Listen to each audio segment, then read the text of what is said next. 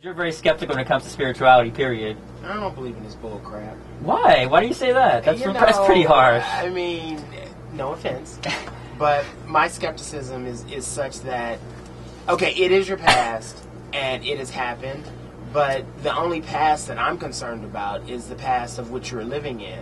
I can't really say that past lives have made a difference in my current life. How do I know that? I mean, it doesn't seem relevant to me. Say, you don't have to believe in a past life. You don't have to believe in gravity either. But if I drop a pen, it will fall down. It's not about believing. You are affected by your past, no matter what, whether you acknowledge it or not. And it's not about believing. You know, many years ago, people thought that the sun and the moon revolve around the earth. So what? It's not about believing. It's about whether you accept the facts or you don't.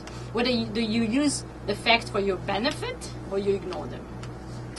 Delia Monique, do you believe in past lives? To start off the show. Dude, I'm all about it. I read a lot of books and stuff about karma, so yeah, I totally do, and I got a lot of questions. Smooth taste. Are you a believer in past lives? You know, it don't take much for you to get funkified.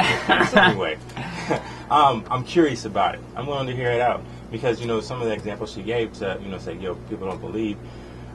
Yeah, some of them are scientifically proven, but, you know, this is a little bit different. But I have an open mind. I'm willing to hear what you have to say. That's good. This is a very open-minded audience. We only have one, you know, person who doesn't want to really believe, and, you know, well, he had, you know, smooth taste. Uh-oh. I didn't say I didn't want to believe.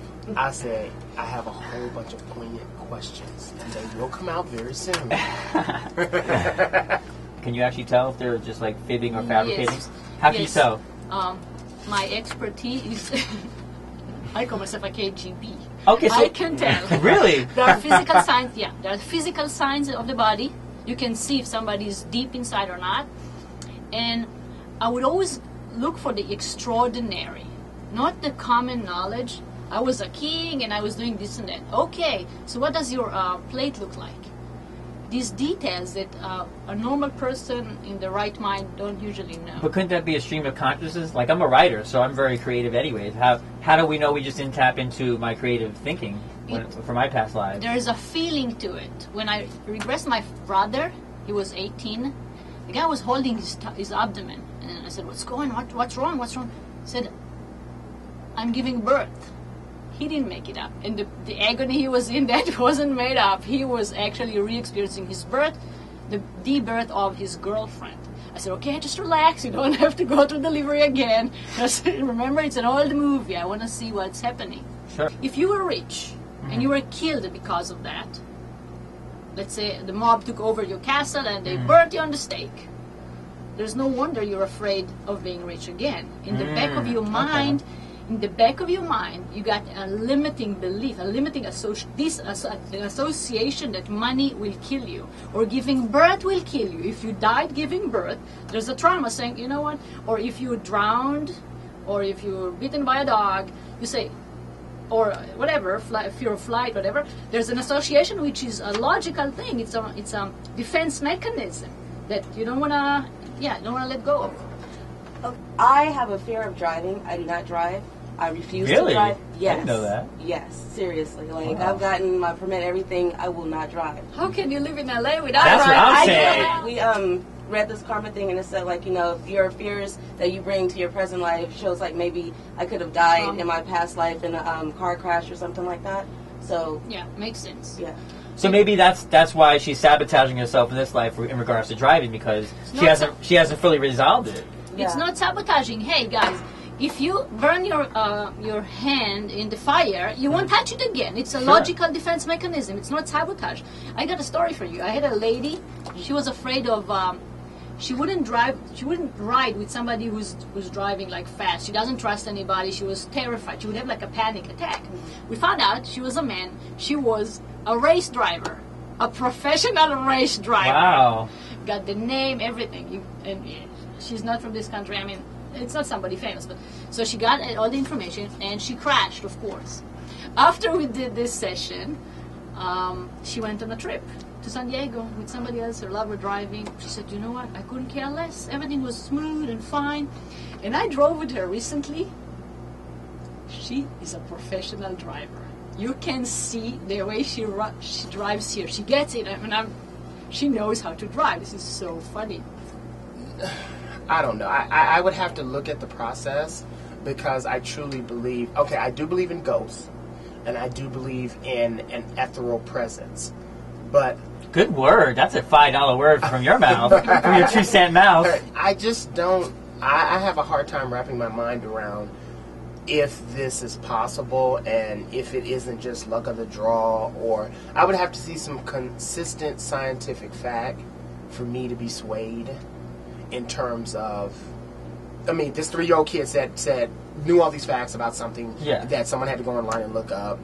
What's another instance of this? And like you were saying, you know, they filled in the holes. Isn't that instance enough, though? A 3-year-old knowing all these facts from stuff he can't possibly know at 3? Isn't that reason enough, Adrian? You need to step in the fire right now. Well, that's random. Okay, how do we? A 3-year-old knowing all that's random? Yeah. He gave. Let me tell you what he gave. What did he give? He said, "I was a pilot.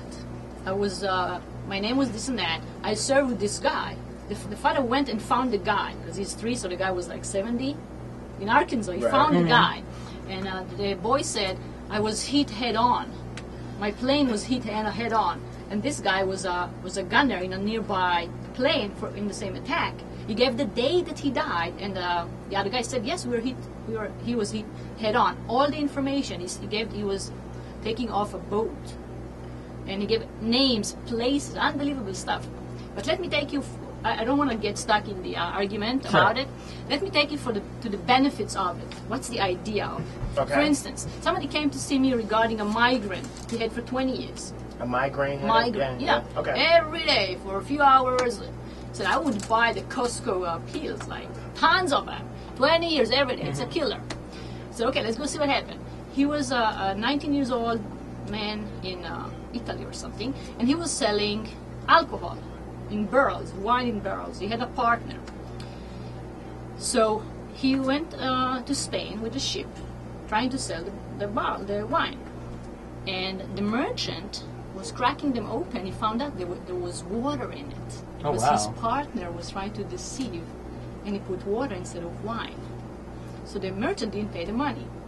And our guy followed the merchant home, and he saw the money on the table. He got into the house and tried to grab the money that he thought he did all the effort and the sailing, and it was his money. Sure.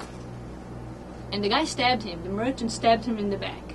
On the way down, he hit the chandelier and he died. The last thought that was in his head is, money will kill me and money is a headache. Today, every time he thinks about money, how many times a day do you think about your money? Like paying the bills, this is too expensive, the gas price.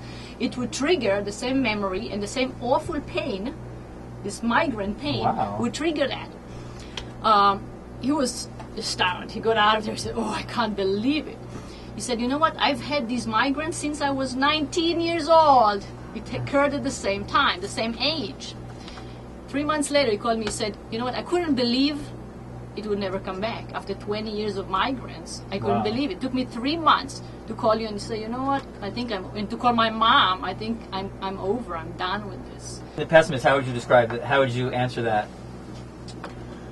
Oh, boy. I don't know. I guess I have to actually see these people, because I want to believe, but BS is screaming in the back of my mind. So I would actually. Did you get laid yesterday? Apparently not. You're a tough crowd. Damn. No, but why would somebody come up with a bad story? Why would somebody come up with a story that he killed his wife? Why would somebody come up with a story being a whore? That's not pretty. Exactly. That's a good point, Adrian. She got you there. Because otherwise we won't be, good people, nuns, queen and queen. Yeah. People come out with shit stories. You know what? I poisoned my mom in a past life. I poisoned her to death. That's not exactly something she put on a bumper sticker to sell her business, so that's a good point. So, there. I mean, why would you do this? Why would somebody come up with bad things about themselves? I beat my wife badly. I was a merchant. I was doing alcohol. I don't drink in this life. You'll kill me. I won't drink in this life. I don't touch alcohol. And I used to become really, really nasty and beat her and treat her like. That's what. Okay. Why would these people? You know what? Honestly, I think you actually have me. I have no. Wow, that's the first time. Let this date be marked. Adrian was stumped, and he talks mad crap, as you can see.